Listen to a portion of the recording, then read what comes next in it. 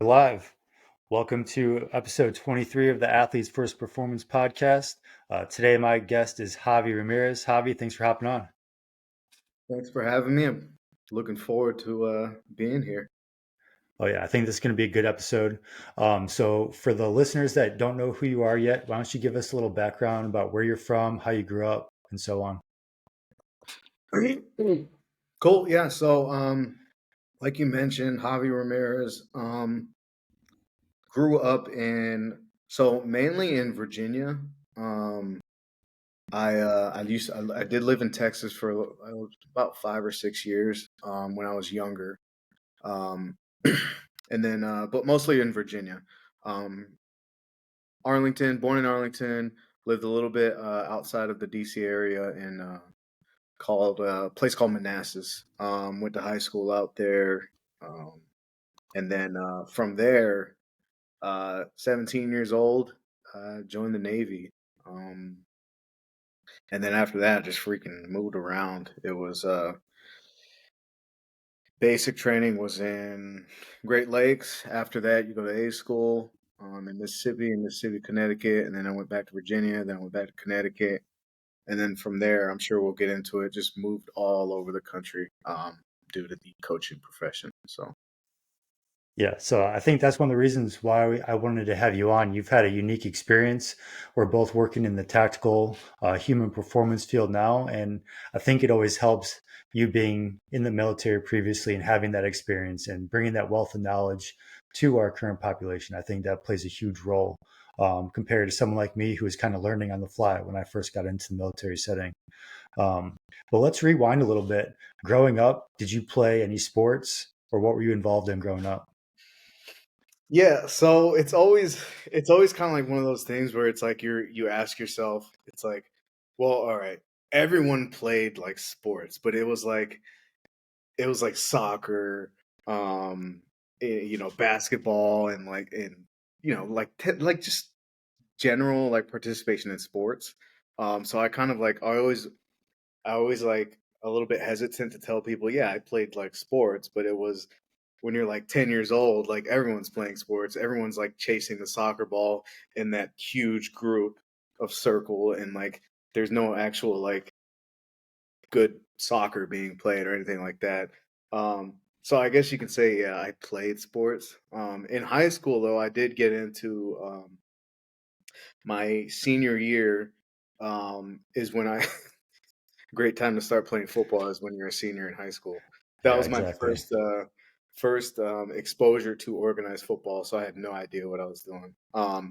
But I kind of got into that because um, I was taking a football class, and it was like flag football.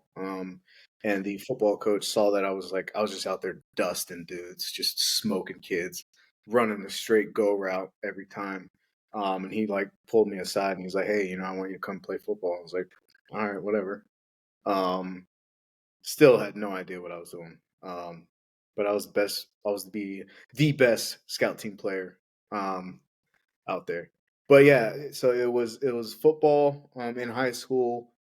Played soccer growing up. Um, kind of lost it as I kind of got into middle school, and then I tried to get back into it in high school. I went for like a tryout, and you know, I got gassed. I forgot how much running there was, and didn't make the team. Um, and then there was a so the area I grew up in, it's not like a bad area, but there was some gang violence, gang affiliation, whatever you want to call it, in the area. I think there was a couple of like there was a news story of a lady that actually ended up getting murdered and she was pregnant. So at the time, people were kind of like freaking out about it. So they're like, we got to give these kids something to do.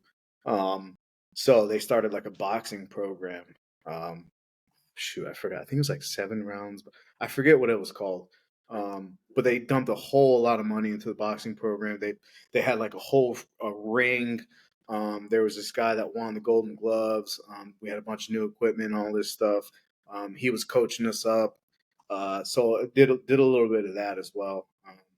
Kind of got tired of getting hit in the face though, so quit that. When you're 5'4" and you're fighting dudes that are like 6'1", 6'2", it's like you're just they're just standing on the outside, bing, bing, bing, and I'm just so it's got tired of that, so I kind of quit that. But yeah, just I would say organized football and then a little bit of boxing and soccer growing up. No, yeah, that's awesome. I mean, it sounds like you've been exposed to a lot of different sports and different environments, and I think it's super important for kids to understand what it feels like to have some type of being like physical or contact sports, right? So like boxing, football. I think that goes a long way, just in life in general. Like for me, football was my thing, so I think that definitely plays a huge role growing up and kind of developing in that nature. And then you kind of touched on joining the Navy. What was that decision like? How did you decide to join the military and ultimately land on the Navy? So it was I always had um some sort of, I don't know if it's infatuation or look up to or something with the military. I remember they used to have these old posters of like the Marines, and like their faces were painted in black, and it was like this dude coming out of the water, and I had that poster in the back of my wall, and I was like a young child, um, so I don't know if it was just I always had exposure to it or what, but I always just kind of gravitated towards the military. Um, so when it was time, I'm never good at school. I still not, but I just learned how to apply myself a little bit better. But senior year, um, you're thinking about what you're gonna do. Do you want to go to school? Do you want to do something else? Um, so my mom, being the great mom that she is, she tried to push me towards that college route in which she signed me up for the SAT. She bought me like the SAT prep stuff. She made me study. She was on my butt about looking into colleges. She signed me up for a this she signed me up for like a college tour, and we were living in Virginia, and the tour was it took us to a bunch of HBCUs in uh, in like Southern Virginia. So we went to like Hampton University, we went to like Norfolk State, um, and I was just like kind of like that's my exposure to like colleges. I'm like, this really isn't for me. Um, but she tried to expose me to everything, to kind of give me options, but I again like I always kind of just gravitated towards the military, so I walked into the high school, the career center, like they have all the pamphlets and stuff like that, and I just went straight to the military one and just got in touch with a I went to the recruiting office, and at the time the Navy dude was the only one that was in there. So I just I walked in there and um, kind of just told him I was interested in joining, and after that it's just a whole lot of paperwork. Yeah. Did you have any idea of what you wanted to do in the Navy? Yeah. So this is funny. I wanted to be. I At the time I was huge into like sports and like ESPN, and I would watch Cold Pizza and Stephen A. Smith and those guys. So I wanted to be a journalist. Um, I think at the time it was like a mass communications. Where'd you You go? wanted to do joining the Navy? Yeah, yeah. So um, I wanted to be a journalist, but I think in the Navy it was called a mass communications specialist or something like that. So with each job, there's a required ASVAB score that you need. Um, and me being not the studious person that I was, I took my ASVAB, um, and they sat me down. I was like, "Hey, this is what I want to do," um, and they were like, "Well, your ASVAB score isn't high enough for that." So I was like, "All right, well, what is it high enough for?" So then they give you like these jobs that like, "Hey, this is what you would qualify for." Um, So they told me storekeeper. I was like, all right, well, what is that? He kind of told me what that was, and it's like it's essentially supply. So I was like, all right, well, fine. I just want to get into the military. I'm like, fine, whatever, I'll do it.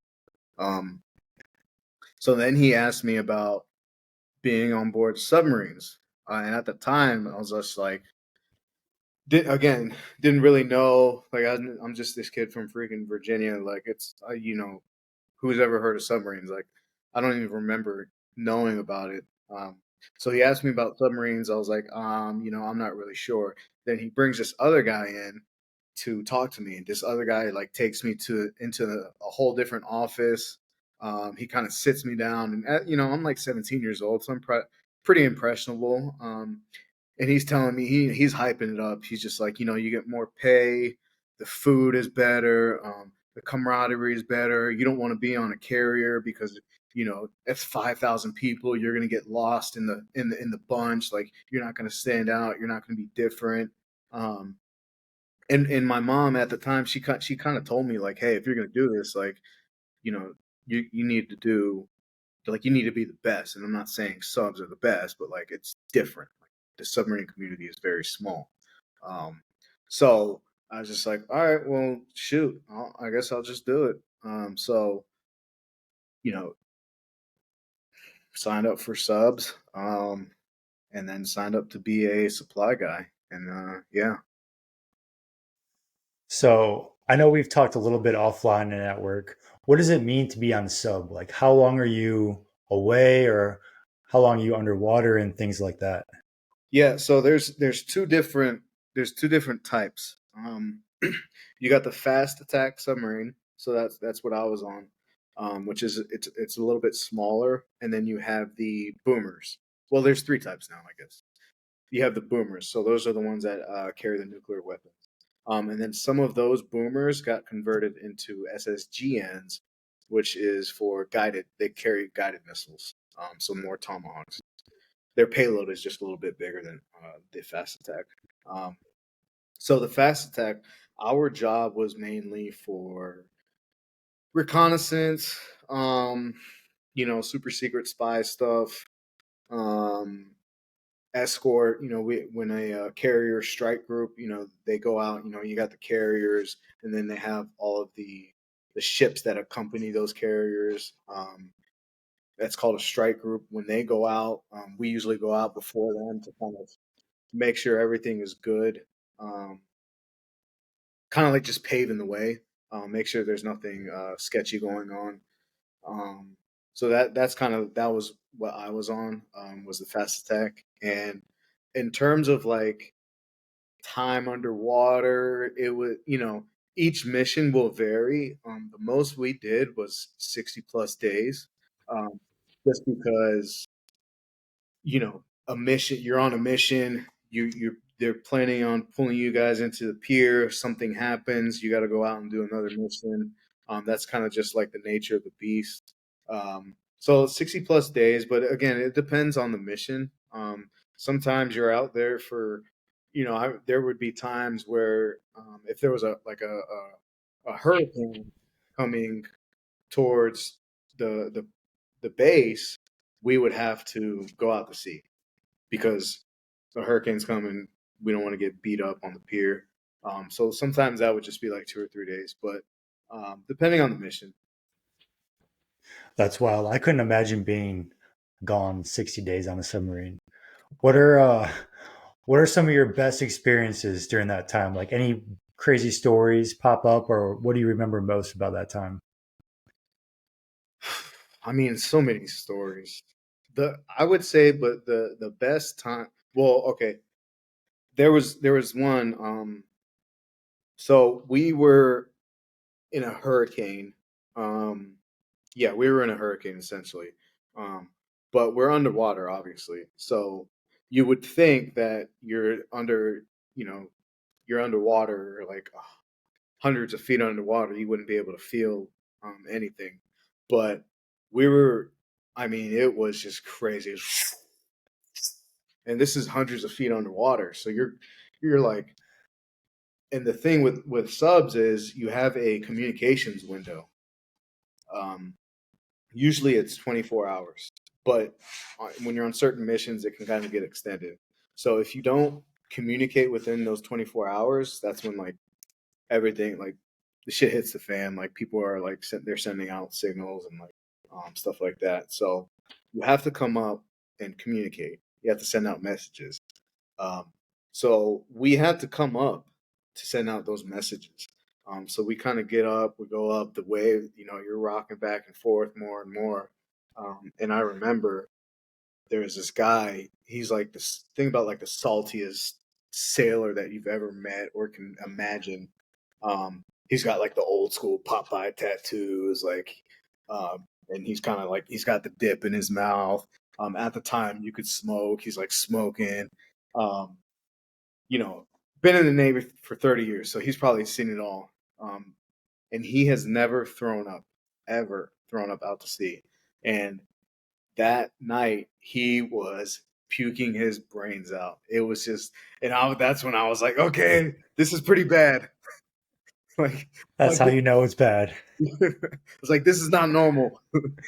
Yeah, that's um, wild. so there's that, and then like just like my favorite memories are just being out to sea, um, like you have to you're not always underwater when you're coming in when you're pulling into port. You have to surface the boat. I think it's 20 nautical miles outside of the port, and then you're just cruising along.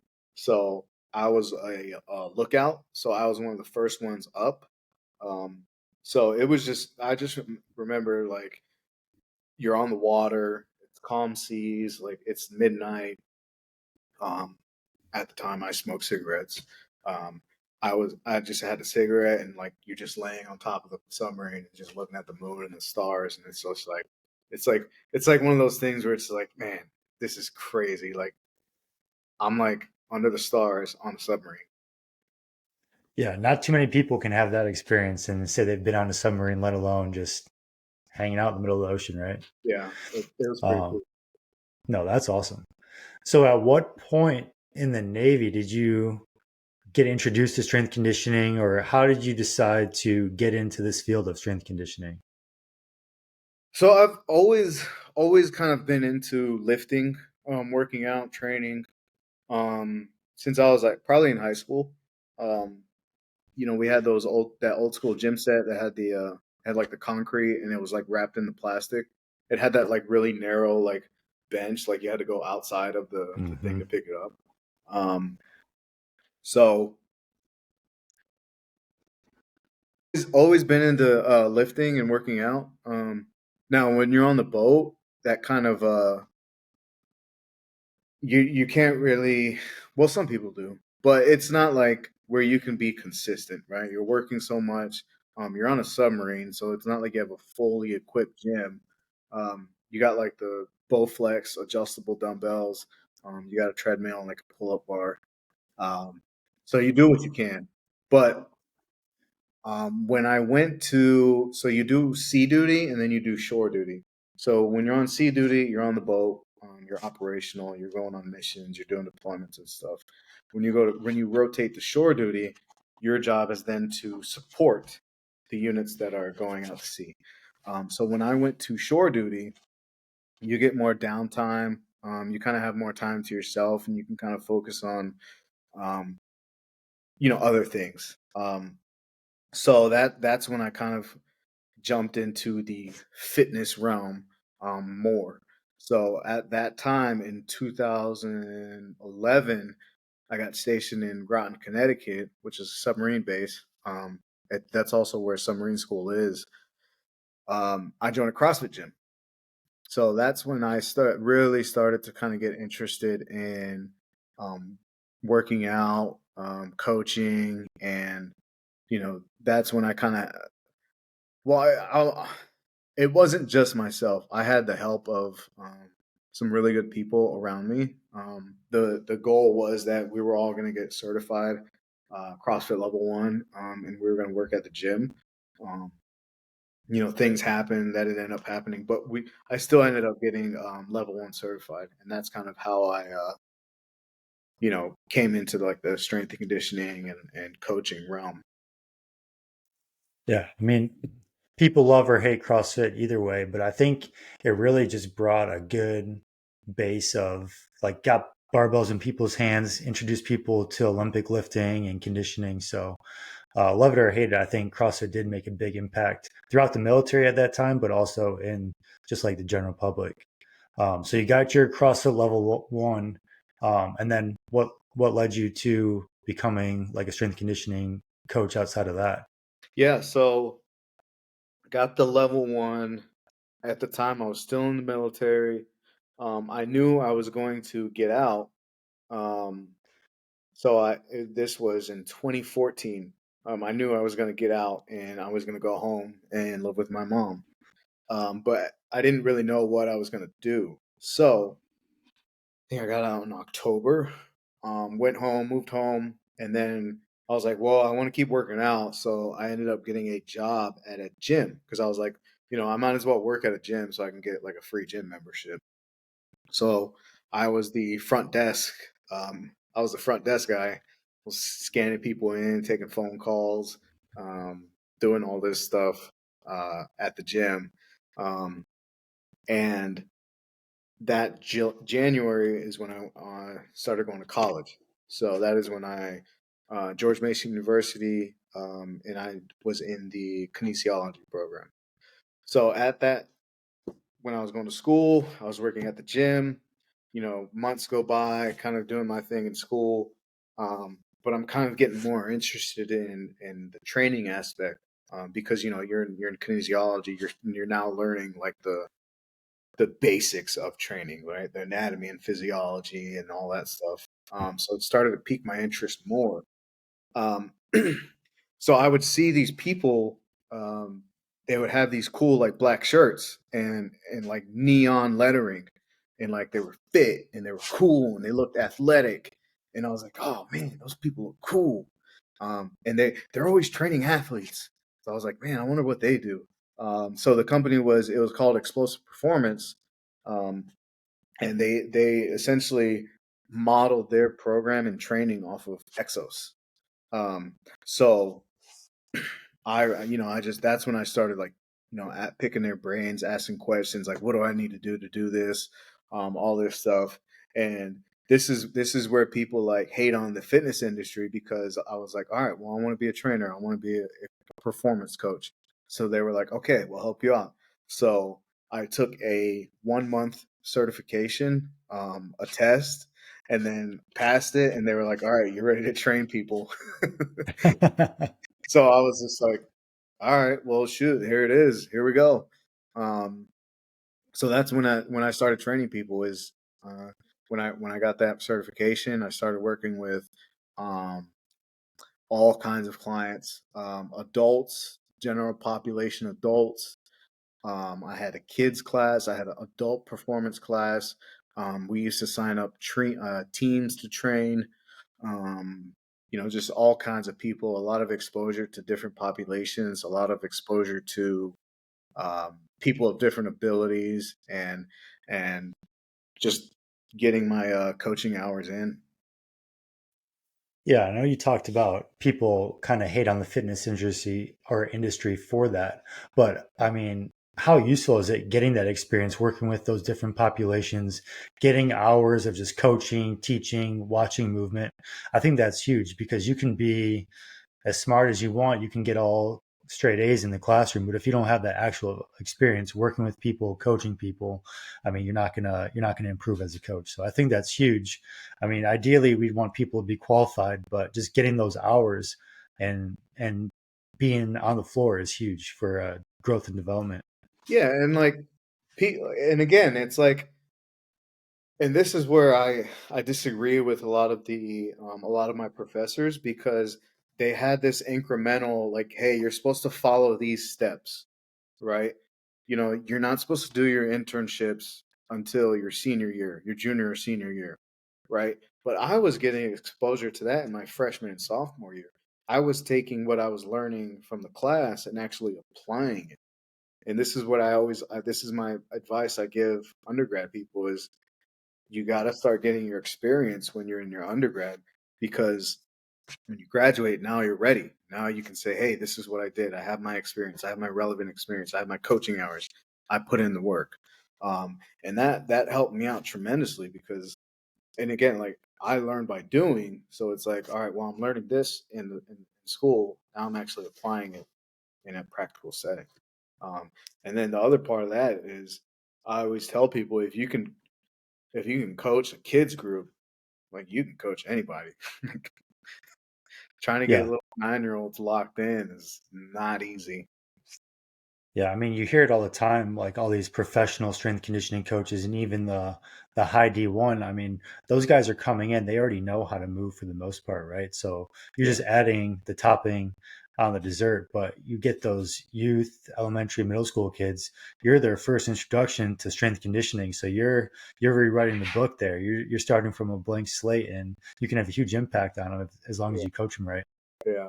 That's the hard part. Yeah, exactly. So where'd you go from there? So you're going through school. You started getting some experience on the floor. What were your next steps? Yeah. So again, like, it was a performance company. Their main goal was to train athletes. Um, so they would do a lot of staff education and a lot of clinics with people around the area, different performance companies, podcasts. They would do all kinds of things. Um, so we ended up partnering with it's called Smarter Team Training, and his name is Rob Taylor. I think he trains out of the Baltimore area. Um, but they did a lot of collaborative educational stuff. So I heard him talk one time, and I was like, man, this guy's freaking electric. Like, this guy's awesome. Like, his enthusiasm is just crazy. So looked him up, researched him, and then ended up listening to like his podcast. And I was again very impressionable. So you know, he would bring on like strength coaches, strength conditioning coaches, and they would kind of say, you know, they would kind of go over their path too, like how they got into strength and conditioning. They did their internships, they did this, they did that, they reached out to people, networking. They sent out 3 emails a day to coaches around the area. Hey, can I come visit? Can I come do a site visit? All this other stuff. They mentioned social media. Populate your timeline with what you want to be. Right? If you want to be a strength coach, then you need to populate your timeline with strength and conditioning stuff. All right. And I took that stuff to heart. So I, sent out my emails. I found the website, Strength Scoop, started following all these people, listened to a bunch of different podcasts. I would listen to, what's the CrossFit football guys? Oh, power athlete. Power Athlete. I would listen to Power Athlete a lot. Um, and then kind of just from there, it was like, all right, well, these are the steps that I need to take if I want to be a collegiate strength coach. So let me go do that. So there was a podcast that the Power Athlete did with, his name is Jim Carizzi, at Kennesaw State. So I kind of like had a list of like people that I wanted to intern for. Um, it was like guys like Tommy Moffitt, Paul Jackson was one of them, and then Coach Carizzi was another one. It was like my dream list. Um, LSU, I did apply to LSU. I heard back and they were like, "Hey, can you send us a video of you like it was like doing a snatch, a clean and jerk, like a squat and like a front squat." I was like, "All right, well, this is kind of weird, but whatever, I'll do it." And at the time, like I hadn't like my shoulders, they hadn't Mhm. gotten there in like 10 years. At the time, I hadn't really been doing like full snatches, so I like recorded myself. I had like, I had like 10 pounds on the side. I'm sure they were impressed with that. So I didn't get that internship. Okay. Okay. But ended up reaching out to Kennesaw State, Coach Carizzi. Emailed him, sent the resume, did 3 references, all that stuff, and I heard back. I was like, "Oh man, this is gonna be great!" Like, but the person that emailed me back, the name was Ellis Spratlin, and I didn't know like the name if it was like a male or a female. Like, Ellis is kind of like to me is like a in between. Um, so he called me, and I'm like, yes, ma'am. It's a dude. I was like, Yeah. no. So we go through the whole intern, like we go through the interview and all that, and I'm like thinking I bombed it just because I called him ma'am, and that wasn't the case. I actually ended up getting it and moved down to Atlanta for the summer. Stayed with my ex's what were they? Like her uncle or something. I like stayed in like some room um outside of Atlanta, and it was one of the greatest experiences I had. That was my first internship in strength and conditioning. Um, this was back in 2017. Um, and then from there, it was just like, all right, I know this is what I want to do. Like, this is it. This is going to be my job. Um, so did the summer internship there, went back home, and then from there it was the year I ended up interning for George Mason, George Mason Sports Performance. Interned with them in the fall and the spring, and then um, I actually wanted to intern at Maryland with Maryland football. I ended up meeting that staff at a clinic again at that sports performance place that I used to work at. They held a clinic and they had the Maryland staff there. Um, and you talk about like just absolutely dudes. Like, they walk in, they're wearing their Under Armour gear, like they're all like 6'3", 6'4", like 250. I'm like, oh, look at these guys. Like these guys look Yeah. cool. Um, and like they got their raspy voices, their coaching voices and like all that stuff. And I'm like, oh man, these guys are so freaking cool. They give a presentation on like neck training. And I'm like, oh, this is freaking awesome. Um, so I again, like I do my thing, my networking thing, email them, reach out to them, end up getting an interview in the at the actual facility. Um, but didn't get it. And like I went into it pretty cocky. I was like, oh, I already did a football internship. I'm a veteran. Like, these guys would be stupid not to accept me. Um, didn't get it. So um, at that time, that's when I just stayed. I kept working at the sports performance facility. Still went to school, and then the following year is when I got it. I kept in touch with the coaching staff at Maryland, and then ended up interning with them the following summer. So again, like if people hear this or whatever, it's like, hey, like you might get turned down, but like always keep in touch. One, you never know who's going to be able to help you, and two, like there's going to be other opportunities. There's going to be more opportunities too. So um, yeah. Yeah, I mean, I'm hearing a lot of like grit, determination, and networking, right? Um, for the listeners that don't know, like strength conditioning, that's a field where you're constantly moving around, you're networking, and it's tough to get into it, right? So, how many times have you moved so far as a strength conditioning coach? It's quite a bit, isn't it? All right, so I don't know if you want to count like the internships, but we'll just for the sake of it. So moved to Atlanta for a couple of months. Okay, now luckily I lived in that Virginia area, so I was able to still live at home and do the internship at Maryland. All right, so we got that going for me. I still had to wake up at 3:30 just to drive there though. Um, so from there I ended up getting a graduate assistant position at Tusculum University, which is a small D2 in East Tennessee. So moved there, lived there for 10 months. Ended up getting I don't know how the hell this happened, but it happened.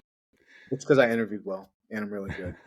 Ended up getting a head strength conditioning position at a small D2 in New Hampshire, Rindge, New Hampshire. Not a lot there. So lived there for about almost 2 years.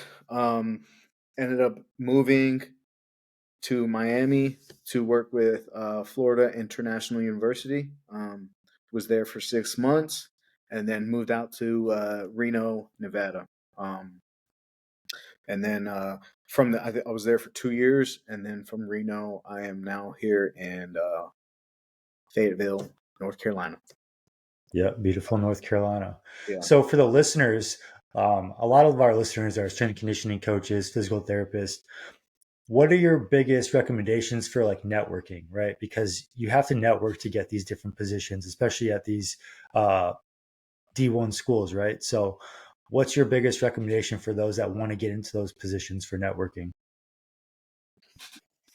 It's it's I'm gonna say, because I don't think it's changed. I'm gonna say it's the same thing that people told me. It's, if you're a student, find like a 30-mile radius, look at all the schools in that radius, and reach out to every single one of those coaches.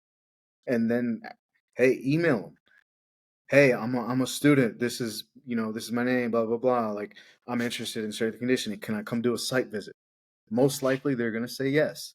All right. So, that's what I would do is email, site visits, social media. Social media is huge, right? Populate your timeline with what you want to be, right? If that's what you want to be, then that's what you need to be exposed to.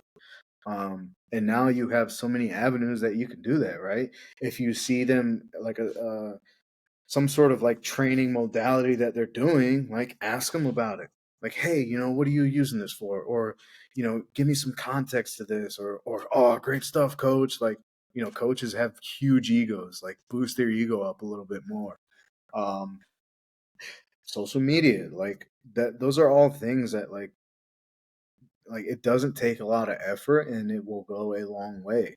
Um, you do those site visits, reach out to people, continuously reach out to them. I think people have this in their mind where it's like, oh, yeah, I texted this guy last year, we're good buddies. It's like, no, you got to do it like continuously. Like, I used to like, it was around the holidays. It was around like, hey, if I knew that they were getting ready for fall camp, I'd shoot them a message like, hey, good luck to you. Hope all of your guys stay healthy. If it was a big game, you'd be like, hey, big game coming up. Good luck to you guys. Like, just little things like that to kind of keep my name in the back of their head to kind of always stay relevant. It's like little things like that can go a far away.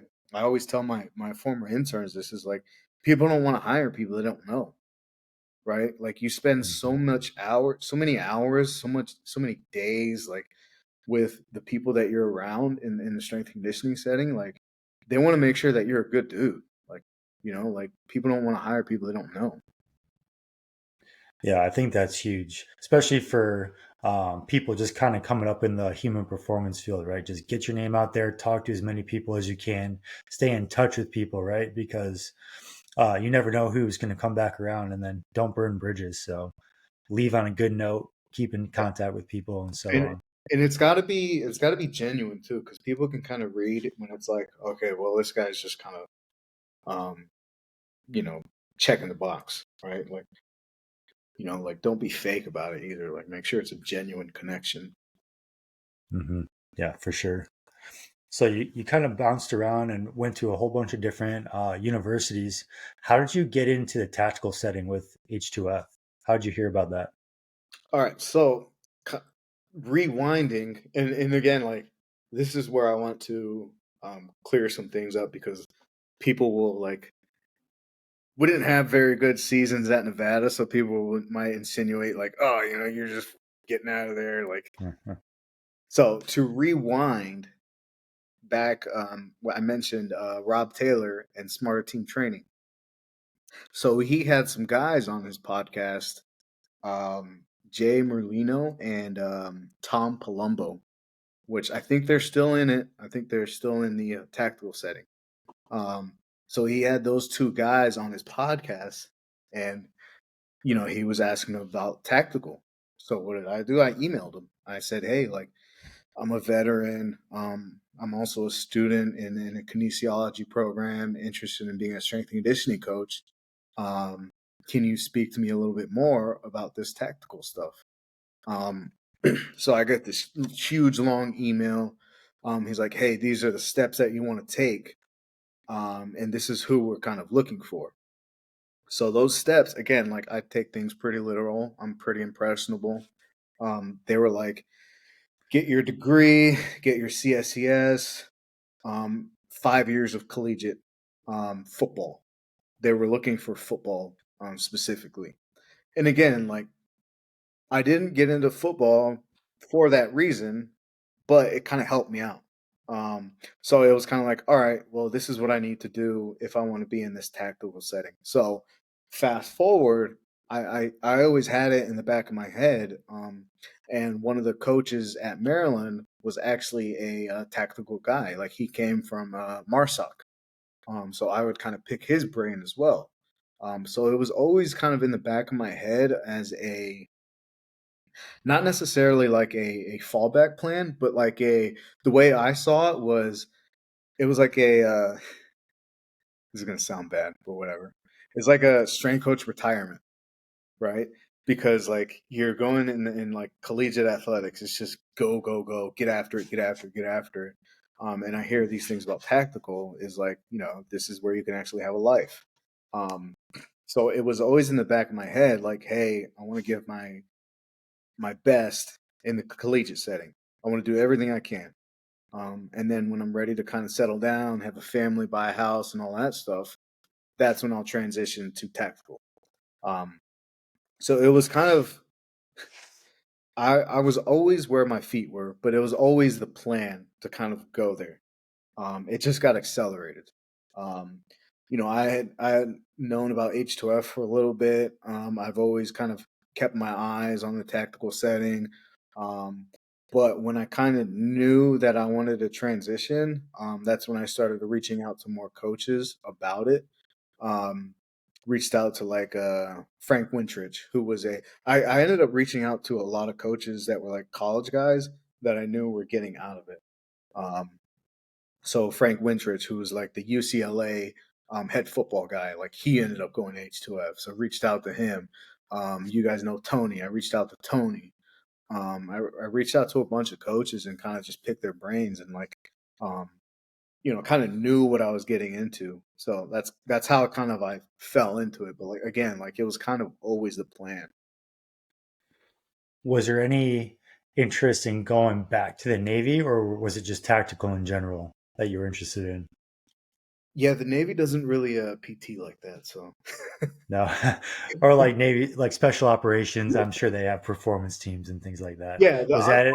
Yeah, obviously the glitz and the glamour, or like yeah, the and again, like it's like when you're a young intern, it's like, oh, I want to intern for Ohio State and I want to work for them, and like that's the goal, right?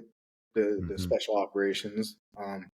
But I think that with H2F and with what I'm seeing now is um, this population is probably the one that can benefit the most from the expertise that a lot of collegiate strength coaches can bring. Um, so because there is a lot of work to be done. Um, so I feel a little bit better about being here because I know the impact is going to be huge. yeah. That's what I hear a lot when people talk about and try to compare special operations to H2F, and I'm hearing the same thing. I think it's still a relatively new program, right? And this is a population that hasn't been exposed to human performance. So what we're able to bring is a huge impact on changing people's lives in terms of mental, sleep, nutrition, physicality, things of that nature. So it's been a great experience, and it's only going to get better. Um, so I know that you've posted about this a couple times on LinkedIn. I think I've seen, but like, what are the biggest differences between being in college football and training the military population? I think this is a hot topic because a lot of coaches came in from college football and trying to train the soldiers the same way, and it hasn't worked out. It's not the same. Yeah, so I have a lot of opinions on this, and I know I'm probably going to rub people the wrong way or whatever, but I don't really care. Um, so the way I kind of see it is we are here as the subject matter experts. Um, and we are here to assist and advise, right?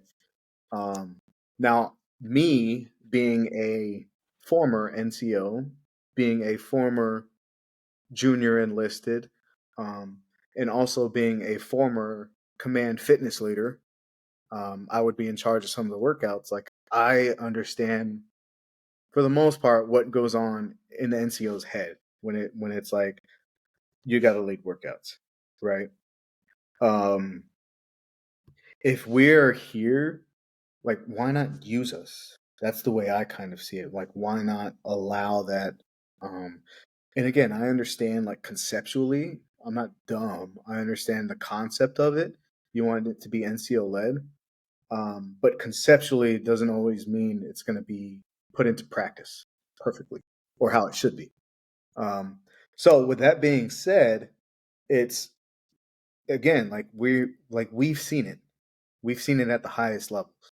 How to run a group, the logistics of running a workout, um, how you need to command presence, right? And that doesn't mean yelling and screaming and having a whistle. Like you can still have presence without that.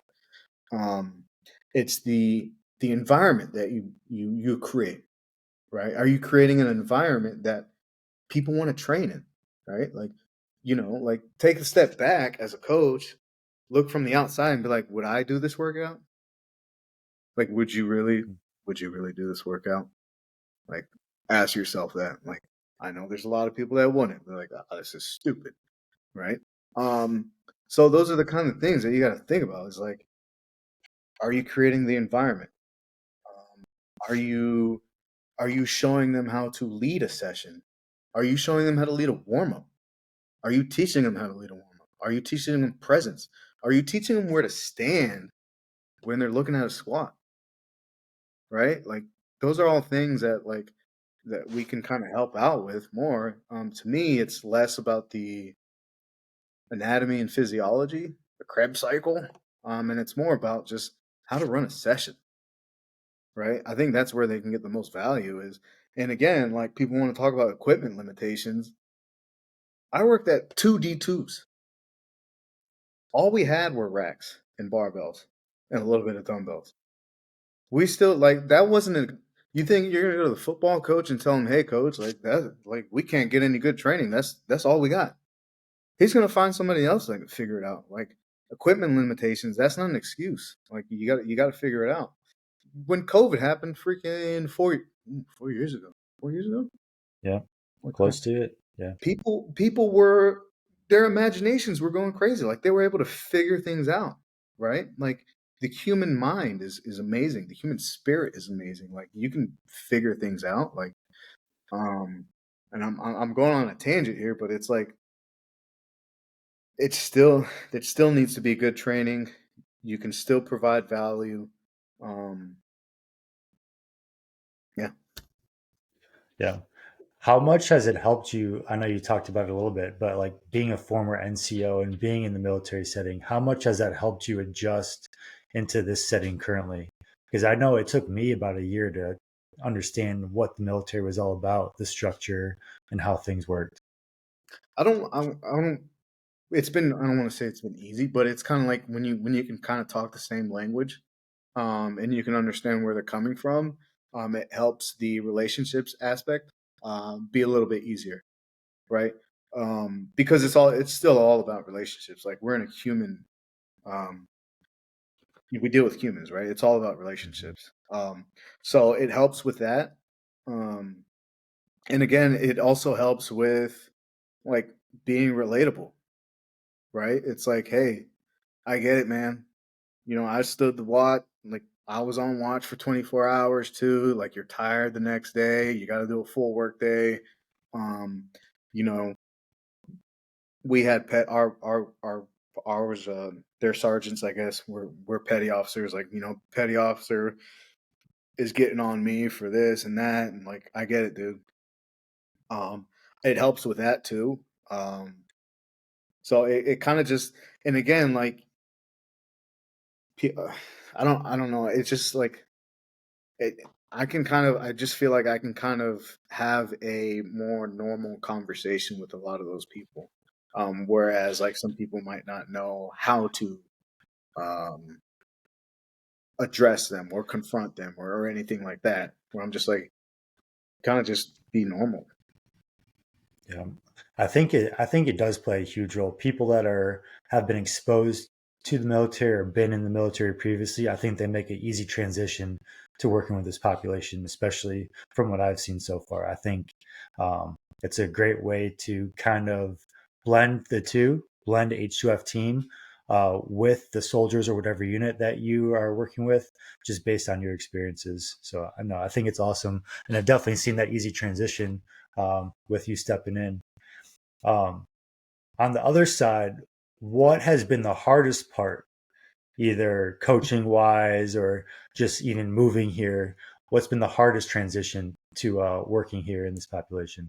The most difficult, and it continues to be the most difficult, is the time off. I It's different. I have no idea what to do with my time. And this is like I remember I forget what it was. I think it was we came back from the holidays and then like I think it was like a couple of weeks later we had like a 4-day weekend. And I remember I was just like so mad. I was just like, why do we have a 4-day? Like Yeah. we just had the holidays. Like what are we doing? Like and I was just like I was telling a friend of mine, I was like, I never thought I'd be pissed to have like a 4-day weekend, but like it was just it's the time off, like managing that, knowing what to kind of do with that time. You got to kind of like when you're coaching, it like it demands all of you. It demands everything you have because what you're doing is important um, in the collegiate sector, right?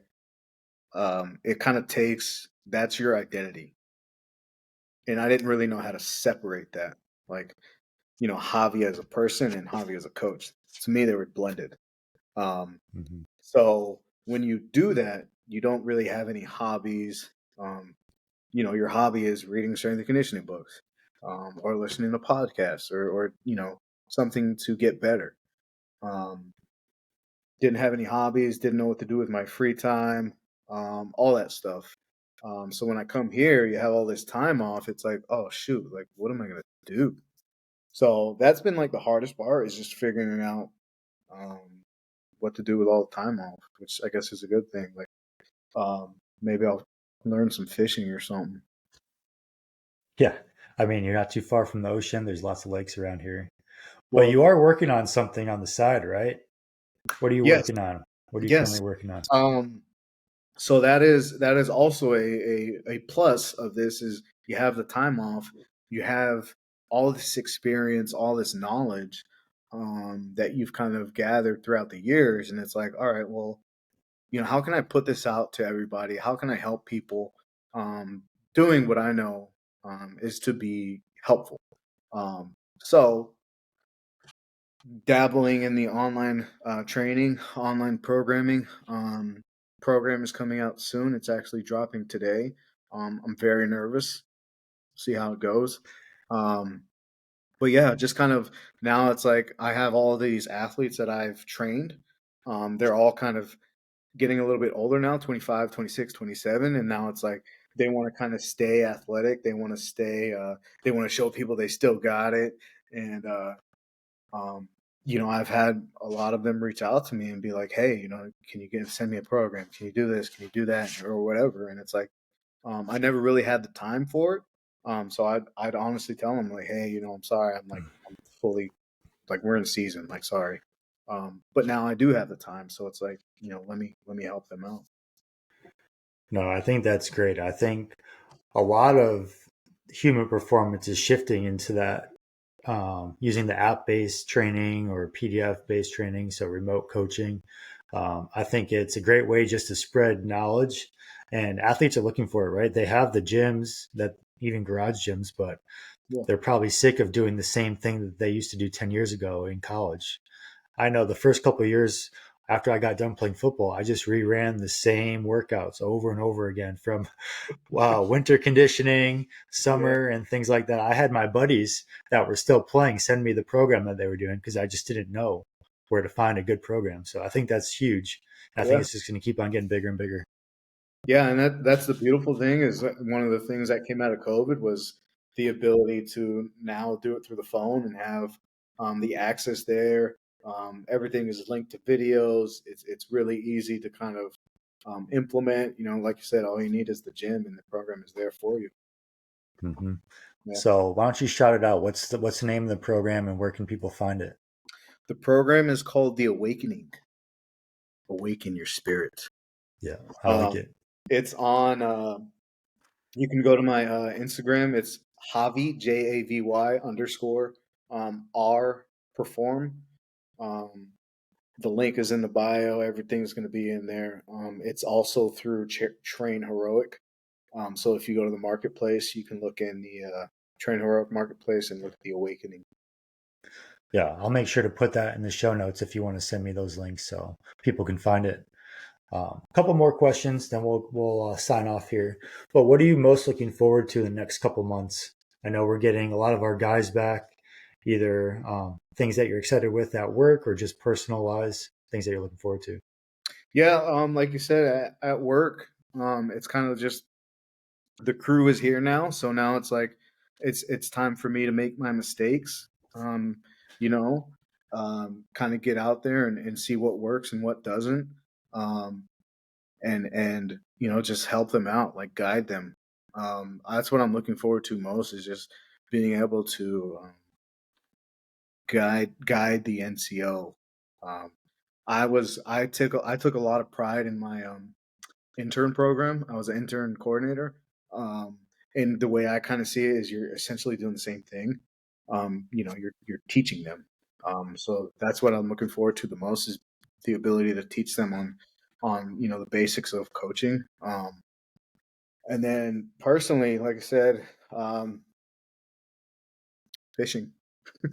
Fishing. Well, let me know next time you go fishing. I'm always down to go fish. Yeah. All right. Good deal, man. Any closing thoughts before we sign off? Yeah, I'm gonna plug um, the H2F slash human performance. I know the Air Force just signed a huge contract with the military. I'm going to plug that for all of the collegiate strength and conditioning coaches. We need good people. We need your expertise. We need your guidance, and it's for a great cause. Like you're helping out people that are serving. You're serving people that are serving. Um, so we need as much help and as much expertise and good people that we can get. So yeah, Yeah. and you'll 100. have plenty of time off. You'll have a social life. You can find a new hobby. You can start a new side business or whatever. Yeah, I mean, I think human performance in the military setting is just going to continue to grow, and it's booming right now. It's going to continue to boom. Just Yeah, quality of life and the impact that you can make with the people that you're working with. So, I exactly. 100% agree. All right, well, let's sign off here. I appreciate it, Javi. I'll make sure to put all your info in the show notes so people can reach out and check out your program. Cool. Appreciate you for having me. Yeah, good deal.